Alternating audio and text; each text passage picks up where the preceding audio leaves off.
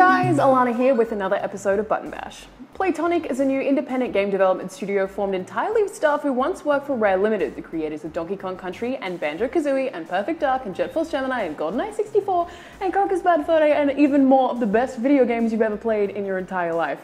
Or maybe that's just me. I'm so freaking passionate about Banjo-Tooie specifically. The studio revealed themselves on PlaytonicGames.com and asked that people join them on their epic quest to create unforgettable fun, unforgettable characters, and unforgettable experiences, all sprinkled with a hint of magic dust from a golden age of gaming. You know exactly what I want to hear, Playtonic. The website currently only features an image of 2 sets of eyes behind leaves with the caption "Who's hiding in there?" and an adorably quirky news post outlining the company's future plans. It says, "Currently we're a sextet of artists, programmers, and designers, sort of like the Pussycat Dolls with computer science degrees, with one thing in common. We were all once a core member of famous UK studio Rare, where we helm franchises such as Banjo-Kazooie, Donkey Kong Country, and Viva Pinata. We've got the bloke who programmed Donkey Kong Country, the character designer behind Banjo and Kazooie, and the artist who made your console fit to burst with lavish environments across a decade's worth of adventure games. This is the game development studio that has been missing for the past 2 decades of my life, seriously." The post also announced the studio's debut game, Project Ukulele. It is set to be a spiritual successor to fondly remembered platforming adventures such as Banjo-Kazooie and Banjo-Tooie. Oh my god, yes. Really, I haven't been this happy about anything in the games industry since like the first time I tried an Oculus Rift. Ubisoft were my favorite studio for a while, until they turned Assassin's Creed into a horribly overmilked cash cow, that poor cow. And then I considered Bethesda, but I don't like that many of their games. I just have weird respect for them. Now, Rockstar are pretty freaking fantastic too, but there's some kind of creative flair missing from their games that I tend to crave. Probably because I was overexposed to the creative awesomeness that was Rare back in the Nintendo 64 days.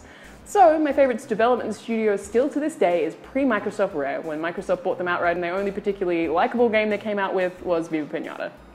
But that's probably because all the Rare veterans left. I am so excited by the idea of Playtonic maybe potentially becoming my new favorite developer, and that the fact that they're indie means no cash cow butchering of well-loved franchises, right? Hopefully. I'm really excited, you guys. BioWare announced they have cancelled the development of Shadow Realms, a PC-exclusive 4v1 story-driven online action RPG. While the exact reason is unclear, BioWare Austin general manager Jeff Hickman said that the company is instead focusing on enhancing Dragon Age Inquisition, working on the next game in the Mass Effect series, and on Star Wars The Old Republic. He said, "As every Star Wars fan knows, this is a massive year in the Star Wars universe. We have some great plans for expanding this epic game this year and look forward to sharing the news about those plans with our players in the coming weeks." Hickman mentioned that he knows some fans will be disappointed and the company are planning to thank those who signed up for the Shadow Realms closed alpha. He said, "While the team did an amazing work on the game concept and we got lots of great feedback from our fans at events through other game testing, right now there are other projects for the team to work on within BioWare Studios for the coming year and beyond. We know they're also currently working on a new IP, though we don't know exactly what it is. And honestly, while I have a lot of faith in BioWare, I really wasn't sold on Shadow Realms. It was meant to be an episodic narrative-driven 4v1 game, and I could never imagine really how that would work." I'm Alana, and thanks for watching Button Bash.